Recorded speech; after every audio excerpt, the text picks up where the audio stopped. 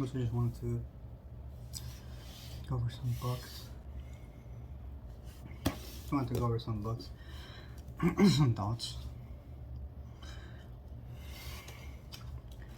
Like this one, In Defense of Religious Liberty by David Novak. This so far is pretty good. Like, I read the first chapter.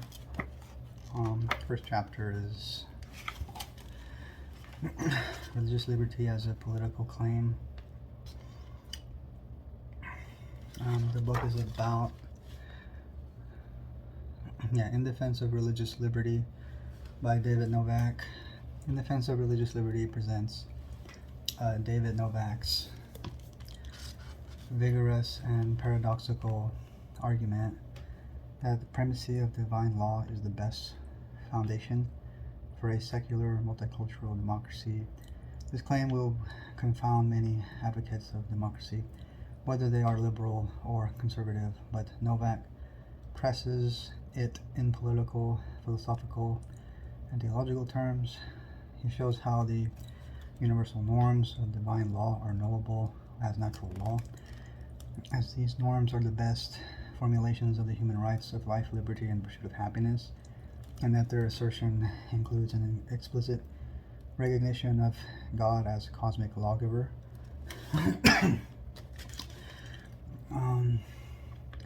Furthermore, Novak maintains that the seemingly disparate ideas of divine command, natural law, and human rights can be integrated into one overall political theory. Novak reveals this integration at work in the classical texts of his own Jewish tradition, as well as in the canonical philosophical tradition of the West, from Plato to the Stoics to Grotius to Kant. He also convincingly makes the case that those who reject any legitimate role for religion in discussion of public morality inevitably substitute arbitrary human power for divine command, arbitrary positive law for natural law, and arbitrary governmental entitlements for human rights that exist prior to the establishment of the state. And Novak concludes that religious traditions like Judaism, precisely because they incorporate the doctrines of God, the cosmic lawgiver, natural law, and human rights, provide the most coherent ontological foundation for democracy in today's world. Even for either liberal democracies or constitutional federal republics, the biblical ethos is essential, basically, that religious ethos. What are some of these things he was saying? What did he say? He says like Judaism and Christianity are two different religions, but they come to the same conclusion, basically. This one's dealing with marriage or gay marriage or something. Where do I start? It's just sound like...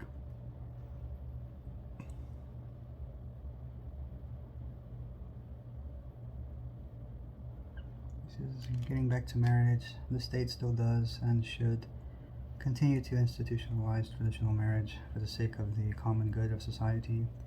Part of that common good is the sound mental health of as many citizens as possible. By every sociological indication, children growing up in homes where they are cared for by the same two people who conceived them in the beginning grow up to be happier and more productive citizens. This is not just a Judeo-Christian point. When Plato thought that the elite of his ideal polity would best be raised by the state itself, thus bypassing the traditional familial structure, his student Aristotle reminded us that those who grow up with no attachment to a natural family have no family-like attachment at all to extend to society as a whole. In other words, eliminating the specificity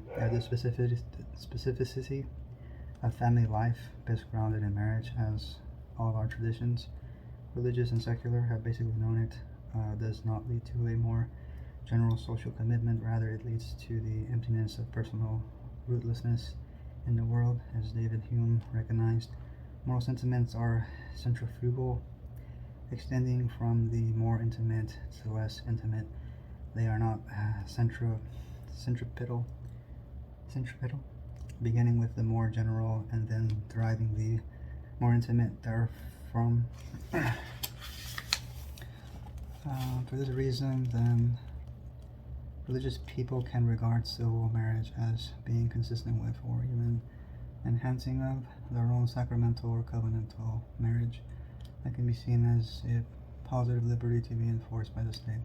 As for the same reason, ministers of religion like myself can sign the civil marriage registry in good conscience, because we are genuinely happy to be assisting the state in its worthy institution of civil marriage, at least so far in most places in the United States and the world at large today. And so, basically, some of the stuff that it goes over in this chapter, like the contents. In part 1 is religious liberty as political claim. It says religious liberty and the American story, rights and liberties, ethical community, ethical claims, marriage and children. The second chapter, religious liberty as a philosophical claim, morality and religion, natural theology and natural law, natural rights, divine endowment, unalienability, life, liberty, and happiness. Chapter 3 is religious liberty as a theological claim, liberty and authoritarianism, theology and philosophy. Where is religious liberty to be found theologically? From slavery to freedom, religious liberty as a collective right, religious liberty as an individual right, the metaphysical question of freedom.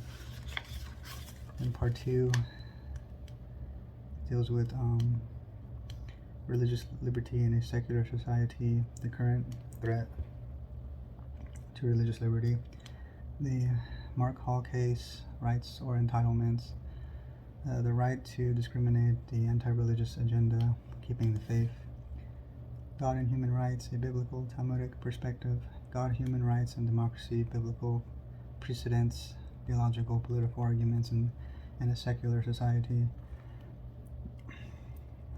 the human rights of the quote other in quote in Jewish tradition, rights and duties, Jewish powerlessness and Jewish power, the resident alien from rabbinic sources, a community of resident aliens, religious tolerance, conclusion.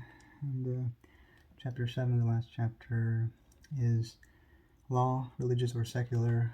It says law, ordinary and extraordinary, religion and the law, Grotius, the Stoics, and Plato on natural law, the problems with Platonic Stoic natural law, covenantal theology, social contract as promise, Jerusalem and Athens. Now, that's just some of the that's basically the contents of what this goes over.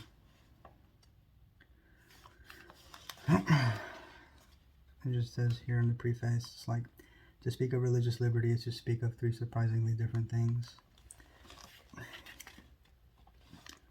It says first, one can speak of the liberty one gains from being part of a religious community and its tradition. That liberty consists in the way that God, whom the religious community looks to as its beginning and its end, liberates and the members of the community from that subjection to the world and death, which is everyone's worldly fate.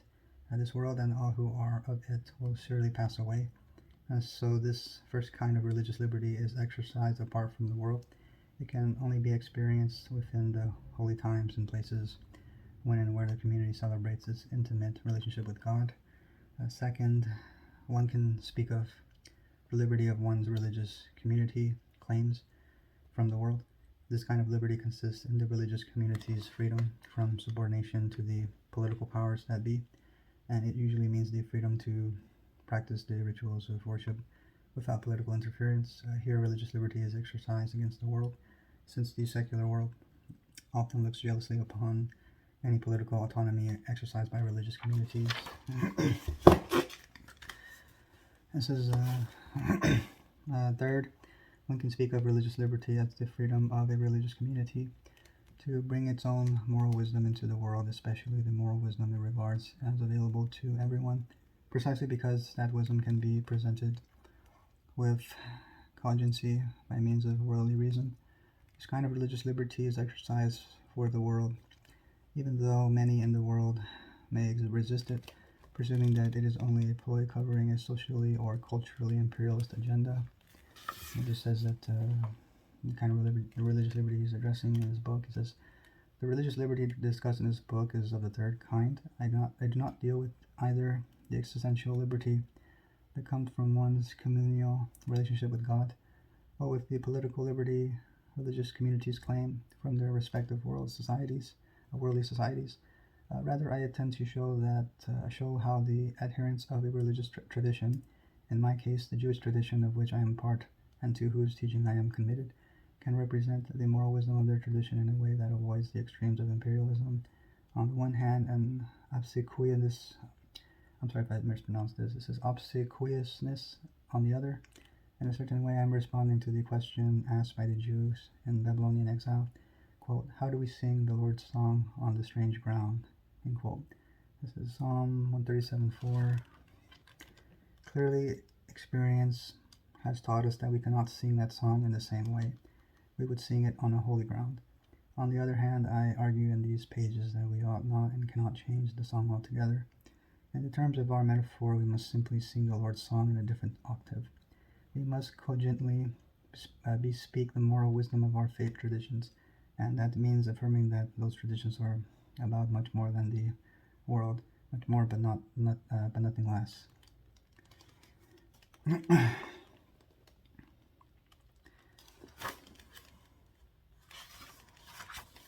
That was interesting, so I went ahead and bought it. So if you like it, you can buy it as well. So, and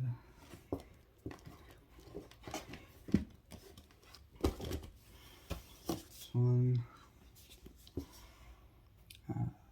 Doctrine and Power by Carlos Cabello Sobrino. Just says theological controversy in Christian leadership in the late Roman Empire. It looks like this. It's a pretty good book. So far, like, it's mainly like I was on the part where he was going over Athanasius, some of the, I guess, ungodly things he was doing, like how he's using his episcopal power. So, like, this is here in the back. It says Carlos Cabello Sobrino has taken the story of Arianism out of the stately tomes of theologians and into the streets of Alexandria. Here he finds that the search for greater precision and the new phenomenon of a Christian emperor do not sufficiently explain the devastating impact of this heresy on Christian unity, as it exposes internal dynamics and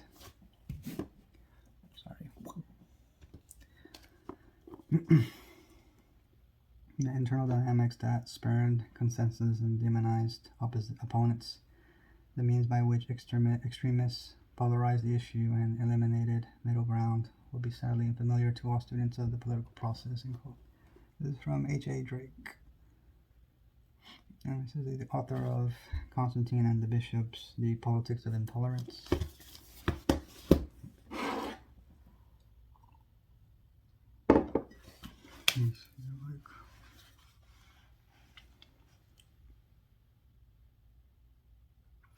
This is here, like,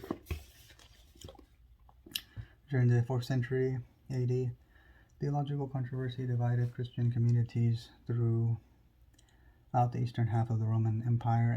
At stake was not only the truth about God, but also the authority of church leaders, whose legitimacy depended on their claims to represent that truth. In this book, Cabello Sobrino argues that out of these disputes was born a new style of church leadership, one in which the power of the episcopal office was greatly increased. The author shows how these disputes compelled church leaders repeatedly to assert their orthodoxy and legitimacy, tasks that required them to mobilize their congregations and engage in action, and continuously projected their power in the public arena. These developments were largely the work of prelates of the first half of the 4th century, but the style of command they inaugurated became the basis of a dynamic model of ecclesiastical leadership throughout the late antiquity.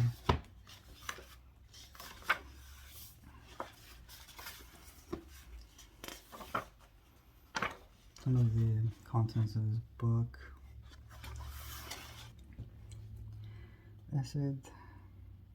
Introduction. Part 1, Points of Departure of Theology and Christian Leadership in the 3rd Century Church. 1, Christian Leadership and the Challenge of Theology. 2, quote, Not in the Spirit of Controversy, and quote, Truth, Leadership, and Solidarity. Part 2, God in Dispute, Devotion and Truth, 318 through 325. 3, Precision, Devotion, and Controversy in Alexandria.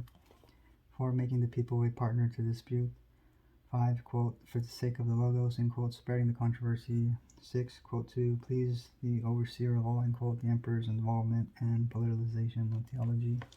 Part 3, Defining God, Truth, and Power, 325 through 361. This is 7, Claiming Truth, Projecting Power, 325 through 337. This is chapter 8, The Challenge of Theology and Power in Action, Bishops, Cities, and Empire, 337 through 361. And it gives you your conclusion as an appendix. It says bishops investigated or deposed for doctrinal reasons before the Arian controversy, and then compromise and solidarity in doctrinal controversy in the early church, the workshops of Alexandria, Colupus schism and the Arians, the recall of Arius and the Babylonian bishops, the Arian community of Alexandria after Nicaea, Athanasius and Arsenius of Hypsele, events involving Athanasius from spring 332, winter 332, from Athanasius' flight to the councils of Rome and Antioch, 339 through 341.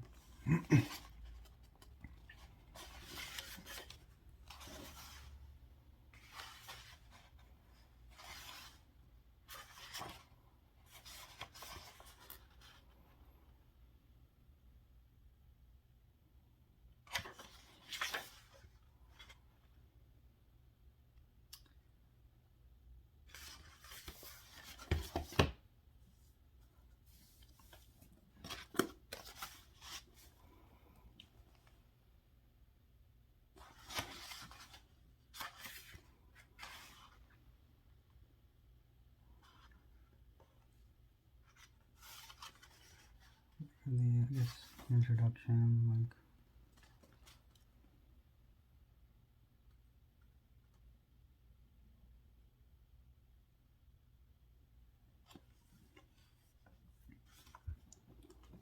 As I began the study to attempt to understand why the Arian dispute in the 4th century generated so much conflict and violence, why, despite the sincere efforts of many to put an end to the tumult, the controversy nonetheless escalated and spread, unabated and passionate, spawning intolerance and unrest for nearly a century within Christian communities.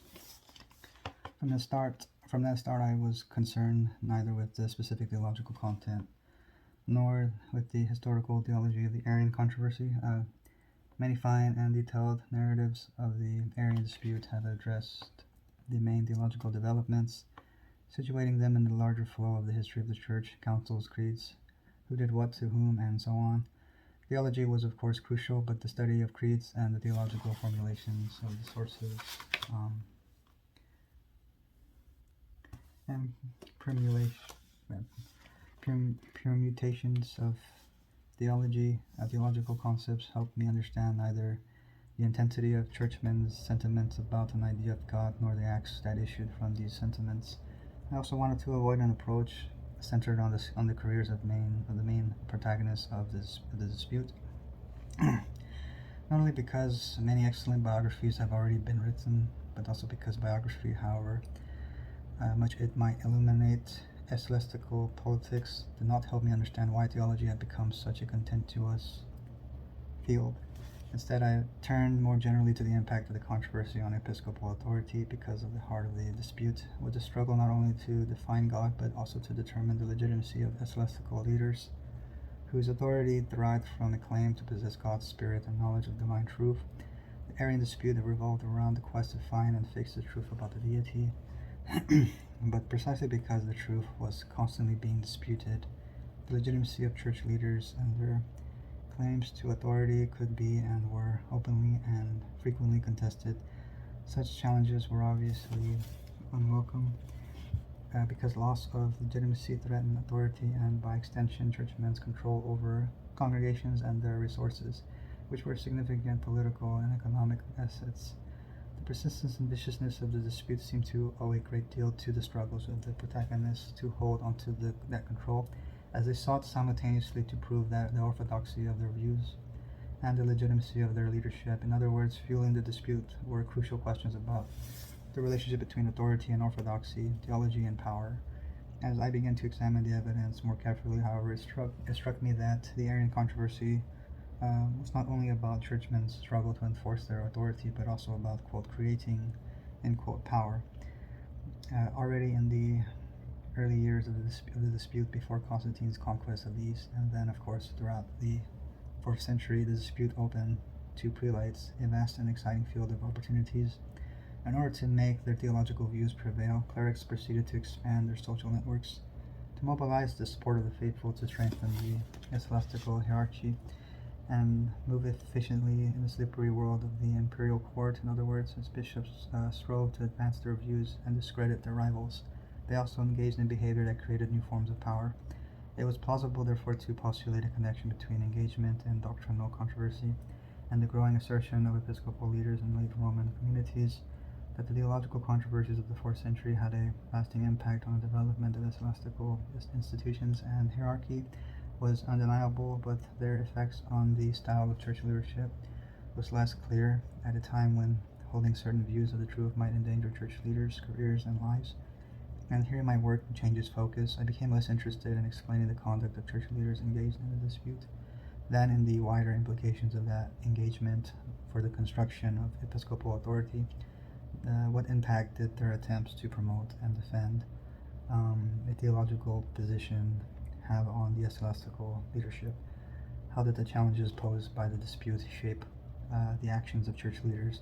And how did engagement in controversy affect their position in church and society?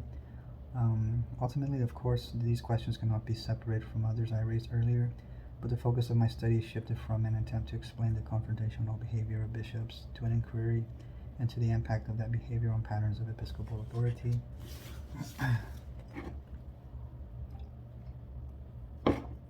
And it says,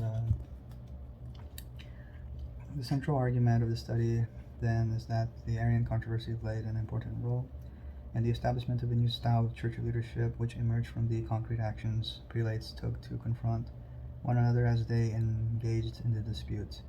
The argument can be summarized as follows. As the Arian controversies escalated, first in Alexandria and then elsewhere, at stake was not only the orthodox definition of God, but also the authority of churchmen, whose legitimacy rested on their willingness to embrace and validate that definition. Since neither the definition of God nor the willingness of churchmen to embrace it could be effectively secured, prelates claimed to church leadership of the church were frequently challenged.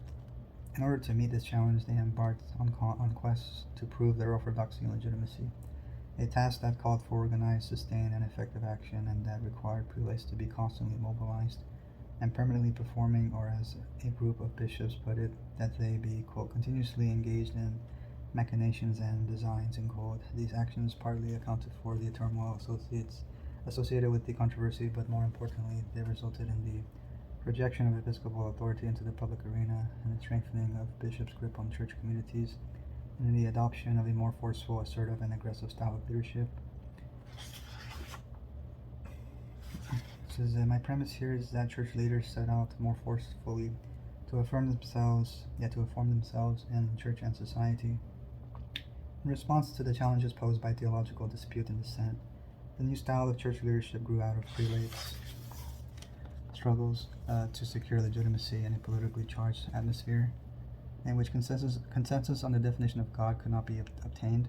I suggest that the persistent challenge of theological uncertainty produced new modes of behavior, dispositions, and tendencies to act in particular ways. They continuously channeled powers and produced new patterns of church authority. While these changes were largely the work of 4th century bishops, especially prelates in the first half of the 4th century, the style of command they inaugurated was incorporated into a dynamic model of ecclesiastical leadership that came to define the episcopal office in late antiquity. In other words, engagement in doctrinal controversy contributed not only to the assertion of episcopal power in late Roman communities, but also to the formation of Christian expectations about the leadership of the church. So,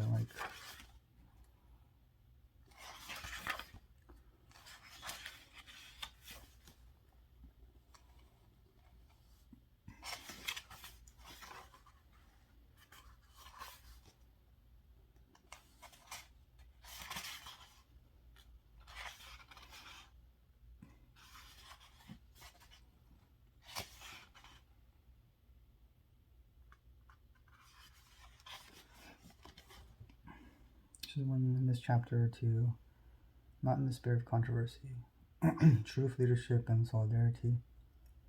When accused of heresy, church leaders reacted by defining their views, even if that defense led to further conflict and division in the community.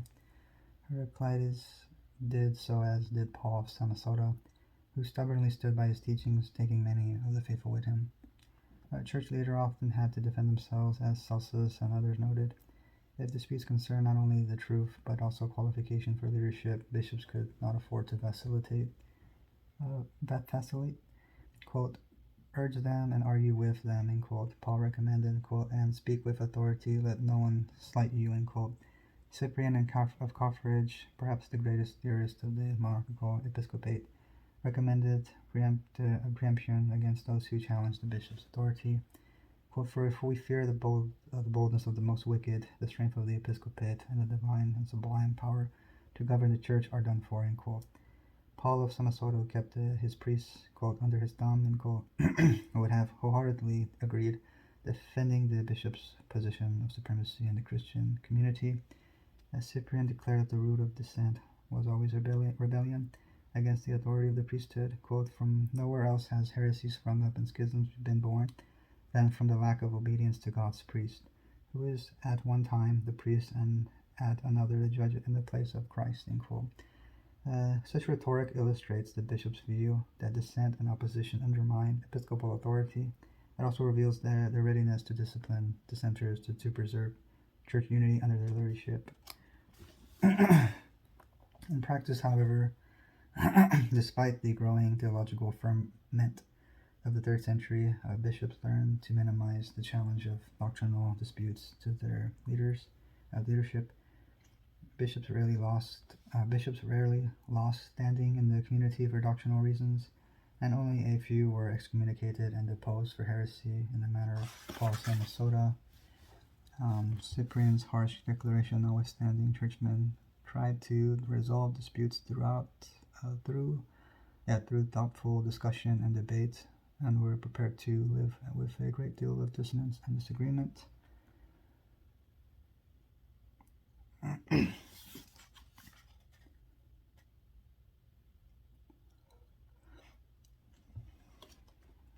This is the main the main reason for such toleration, I argue, lay in the, quote, imprecision, end quote, of orthodoxy. Indeed, if divine truth was difficult to define, so was falsehood.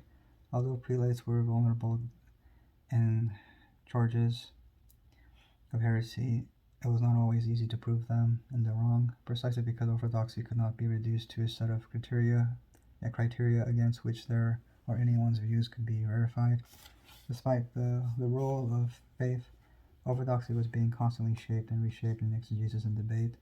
Given these circumstances, it could be difficult to convince Christian believers, clerical or lay, that a prelate's teaching were unorthodox, especially if that prelate was a popular and esteemed bishop.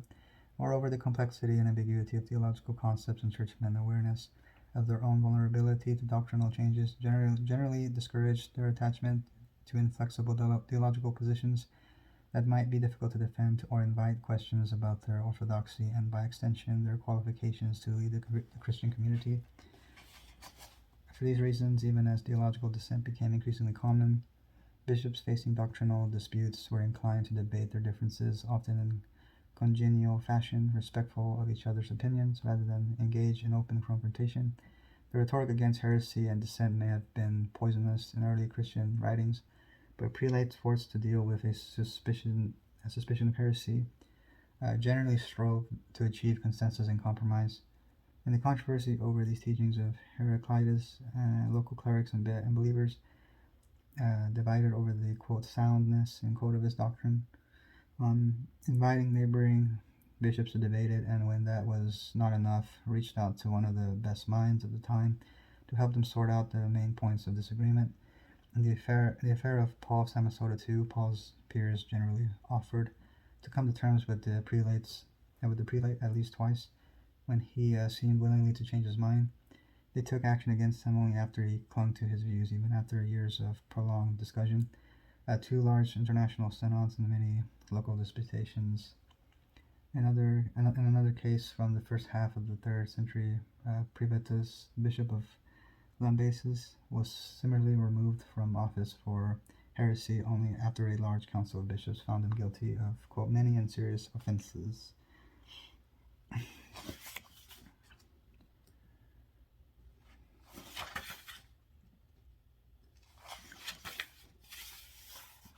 In this chapter, Part 2, God in Dispute, Devotion and Truth, 318 through 325. This is a quote from Gregory Nazianzus. This is Or 21, page 35, point 1093 to 96. He said, there was a time when our affairs were flourishing and brilliant, when such excesses as the wanton speaking of theology and punditry were barred from the godly halls, for it resembled playing with dice, which, deceived by the quickness of their change, or entertaining an audience with all kinds of lascivious dances, and to speak of and hear about God was a novel and a fascinating thing. Piety was thought to lie in the simple and well-born speech. This present madness began with Arius. Just Constantine had just defeated Licinius and began a tour of the eastern provinces when he received news that Christians in the east had been drawn into a bitter dispute over the teachings of Arius, a priest in the Church of Alexandria.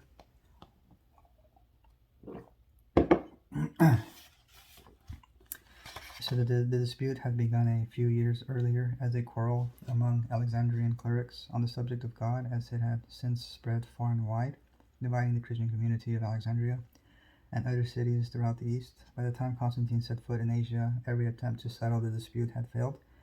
Unity had been broken, and the church stood on the verge of schism. At the heart of the Arian controversy was the recurrent problem of how to represent the relationship between God the Father and God the Son. Most Christians agreed that there was only one God. It says who was at once Father and Son, but there had always been much debate about how to conceive and represent the relationship between them. How were Christians to believe that Father and Son were one and two at the same time? How were they to distinguish the two while maintaining that they were one? This debate had long been informed and complicated by sophisticated arguments and concepts borrowed from Greek philosophy, especially from later Platonism. Steeped in Hellenic thought, many Christian thinkers conceived the Father as a Platonic God, as entirely spiritual being without beginning and end, self-sufficient, perfect, immutable, impassible, and fully removed from the corrupting and always changing world of matter. They spoke of the Father as first principle and origin of all things, and the Son of the Logos, or the Son, and of the Son, or the Logos, as a cosmic intermediary between perfect God and imperfect creation. The Father had created the universe through the Son, who could be compared to a Platonic demiurge as a generated being. However, the Son was dependent on the Father for his existence, and how could a begotten being dependent on another be the same as an unbegotten one? What manner of begetting simultaneously produced identity and difference? The Arian controversy revolved around precisely these questions, stressing the majesty and transcendence of the Father. Arius envisioned the Son as a subordinate being generated by the Father, not out of his own being, because the Father, like the Platonic God, was, quote, indivisible, unchangeable, incorporeal, quote, and incapable of, quote, suffering the experiences proper to a body, quote, but as a, quote, perfect creature, quote, since the Son was begotten, Arius taking cues from Proverbs 8:22-23, had also proposed a dimension of existence in which the Son, quote, was not, end quote. That is, he postulated that the Father must have pre-existed the Son in eternity before time was created. Alexander, the Bishop of Alexandria, utterly rejected these propositions, arguing instead that the Son had always coexisted with the Father in eternity, eternally generated, quote, out of the Father's being, quote, begotten from the Father in a way unfathomable to human beings. Convinced that their views represented the orthodoxy of the Catholic Church, bishop and priest and their supporters could not arrive at a compromise. This was not unusual in disputes about God, as we have seen in the examples of Heraclitus and Paul Samosata. What was new about this dispute, however, was its fierceness. In the 3rd century, churchmen might strongly disagree with one another, but as we have seen, they tried to settle the differences in a cautious and conciliatory manner. When disputes erupted, they generally avoided confrontation and were eager to reach consensus solution by openly debating the points of controversy. Indeed, this was also the case at the beginning of the Arian dispute, presented with conflicting ideas about God. Churchmen in Alexandria and elsewhere at first struggled to find a solution, even as they disagreed with one another as in the past. They engaged in debates, met in synods, and consulted with their peers, seeking expert advice, yet at the same time they sought a solution. They found themselves sliding more deeply into conflict, embracing with ever greater zeal theological positions of ever greater depth, complexity, and detail, making reconciliation even more difficult to achieve.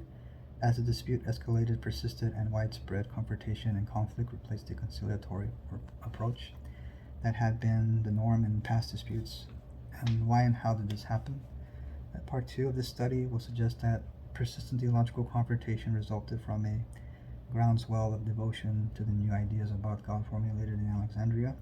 Devotion that, for reasons discussed below, compelled churchmen to define and represent God with much greater precision and forcefulness than before, and that swept up churchmen and ordinary believers alike in Alexandria and elsewhere, while in earlier doctrinal controversies, church leaders were willing to tolerate a measure of theological ambiguity and dissonance for the sake of unity in Alexandria. The pursuit of precision not only made compromise much harder to achieve, but also encouraged even greater attachment to a particular view of the truth. Yet the main point of the chapters in Part 2 is to discuss how this engagement is theological, and theological confrontation gave birth to a new style of church leadership.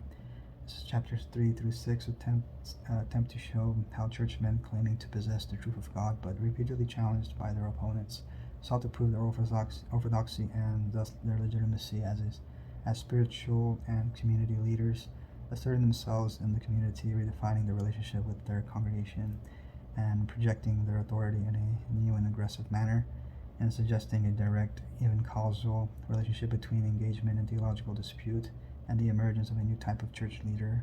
Part 2 proposes that the early years of the Arian controversy marked a significant rupture in the history of the church as church leaders engaged in the dispute abandonment, a pattern of conduct observed in previous centuries, and produced new forms of authority in Christian communities.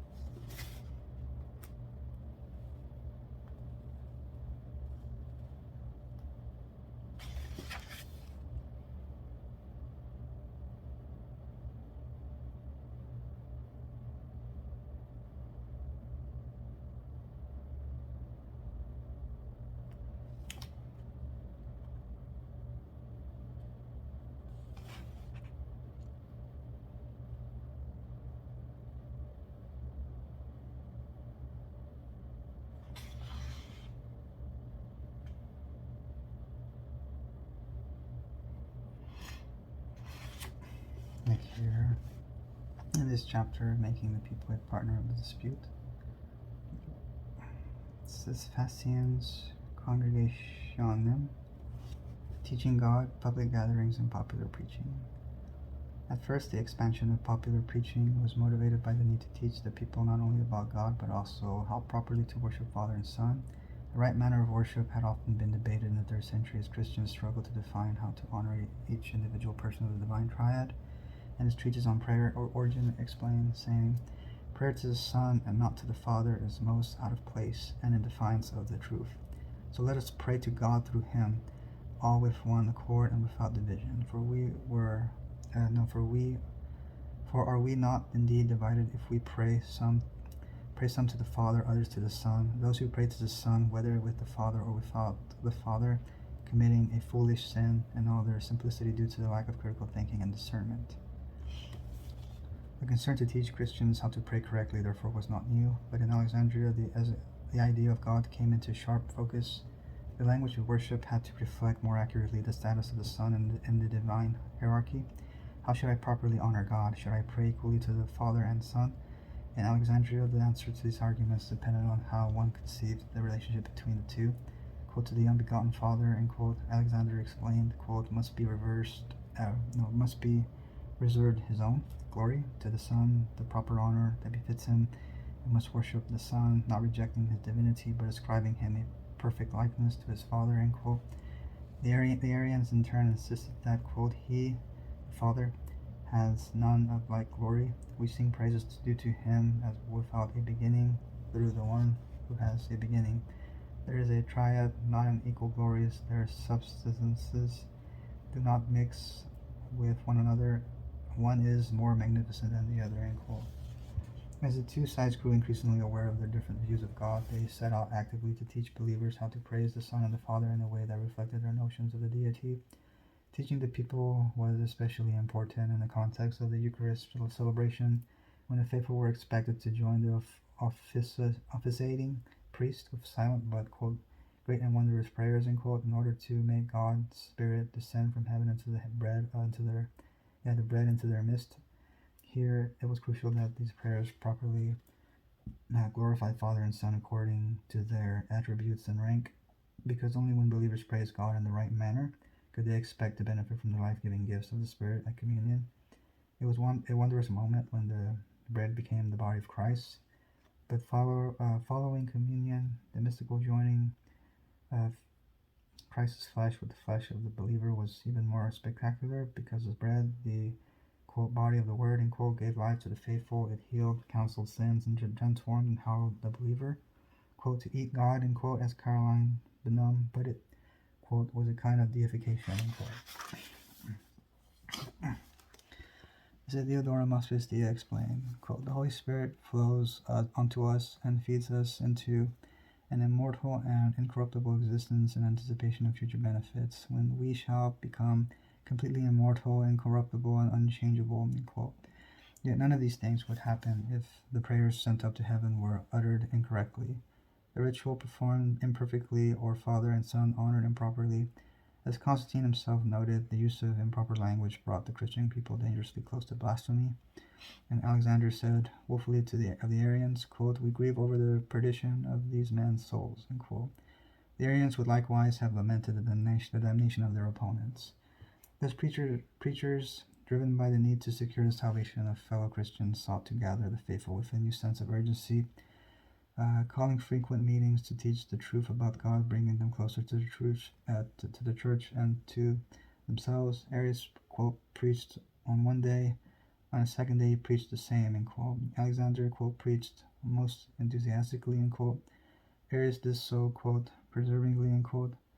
Fascians Congregationem noted Athanasius, quote, making congregations, end quote, lecturing to the faithful on the right way to praise the Son and the Father. The Arians gathered in meetings, quote, night and day, end quote, so that ordinary people could attend their assemblies before or after work. Quote, people who were eager to know Arius' opinion, end quote.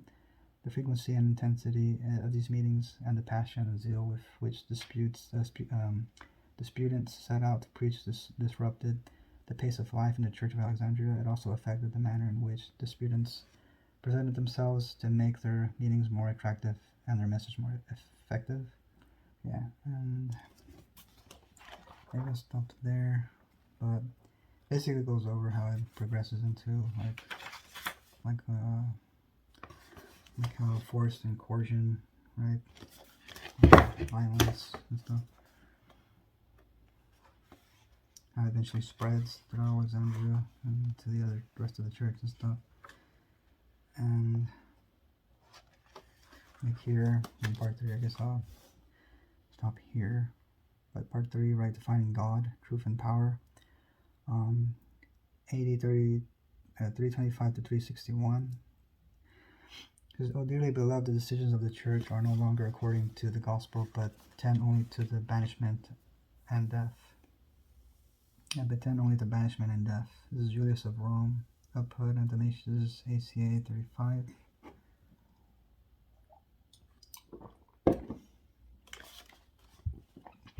This is with the assistance of the imperial power, those invested with Arius's worms first contended with each single bishop individually to subvert the Catholic Church or faith, to make the Arian impiety prevail. Those who resisted them, they assaulted with calumnies, either punishing them with exile or other sufferings or killing them. Et Marcelini et Faustini di Confessione Vere Fidei 13 Cell 65 P10. I'm sorry if I mispronounced all of that. And this one's very brief. This is soon after the celebration ended. It became clear that Nicaea had failed to unite the church. Although the majority of participants seemed to agree with Alexander and subscribe to the creed, several bishops had done so because of imperial pressure. Many Christians also felt uneasy about using an unscriptural term to define Christ. Others found unsettling the attempt to turn a creed of faith into an official document and public decree to mark the boundaries of orthodoxy. To make matters worse, as they brought the new creed to their congregations, church leaders disagreed on how to interpret it. Some prelates, in trying to make the creed, quote, fit, end quote, their own views about God, blurred the meanings of creedal statements. In addition, the introduction of ousia language to define the Son provoked new questions. How could a begotten being have the same essence as an unbegotten one? Wasn't that a, quote, civilian, end quote, idea? That the Creed of Nicaea implied the coexistence of two first principles? Were Christians to worship two, quote, equal, end quote, gods? The unfavorable reception of Nicaea in several Christian communities meant in practice that orthodoxy remained in dispute. It also meant that the controversies over the relationship between the Son and the Father were bound to flare up again, and flare up it did, amid an explosion of violence and unrest, as some church leaders, dissatisfied with the outcome of the council, sought to modify the creed, and others reaffirmed it, refusing to consider alternatives. The dispute grew particularly fierce because both the truth about God and the power to set the boundaries of Orthodox Christianity were at stake. Because God could not be, quote, officially, end quote, defined and definition imposed on the church, creedal statements gained enormous political weight, which would be used as a litmus test of orthodoxy, that is, and as instruments of power to deployed to distinguish, quote, true, end quote, Christians from, quote, false, end quote, and to control ecclesiastical appointments and, by extension, access to the rapidly increasing wealth of the church. As truth became politicized, the dispute to define and fix it posed an enormous challenge to church leaders committed to theological positions whose orthodoxy could not be guaranteed. The chapters that follow examine how prelates responded to the challenge in a manner that strengthened and expanded their authority in church and city and transformed the episcopate into a full-time political enterprise. As they engaged in dispute and defended themselves and their views, prelates projected their authority into new areas of public life, asserting themselves with an effectiveness and viciousness unmatched in earlier times, solidifying that aggressive and performance style of church leadership that had emerged in the pre-Nicene years of the dispute. Part 3 begins with the 12 years from Nicaea to the death of Constantine. This period is treated as a unit because while Constantine lived, in theory there could be no theological dispute or hope of changing the Nicene faith. To the emperor, the matter had been settled at Nicaea through the very agency of the Holy Spirit dwelling in the bishops' hearts.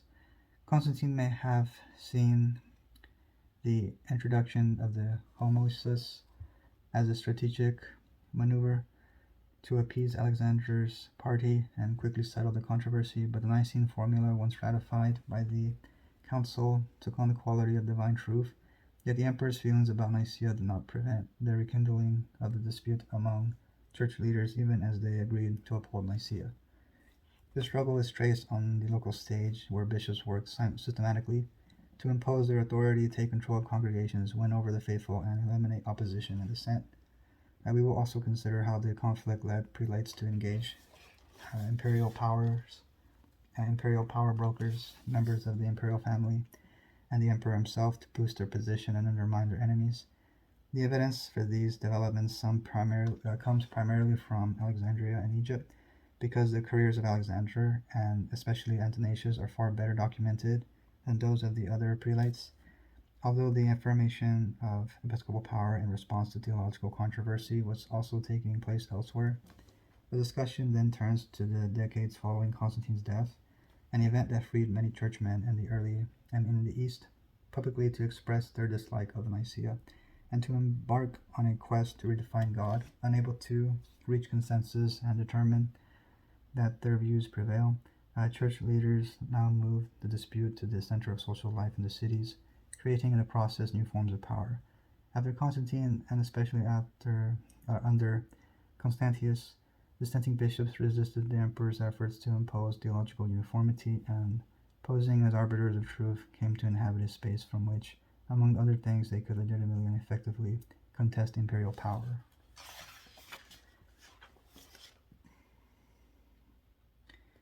And it continues going over the conflict. This is rapping and death filled church and city, end quote, the retunization of violence. And this goes over the violence between those two parties, like Arians and Athanasians and stuff.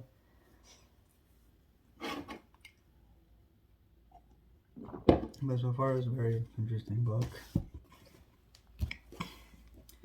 And this one's Blasphemy by Edward Levay.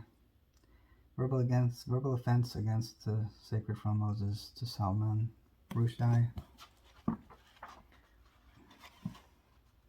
Basically, it shows like how I would agree with one reviewer.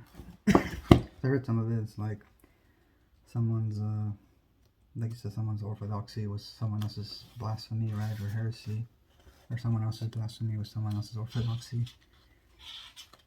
So like I don't know, just like that other book, it just kind of goes over the bad religion in Christianity, basically, like forced uniformity, things that aren't actually nothing to do with good religion or true religion. But this one is just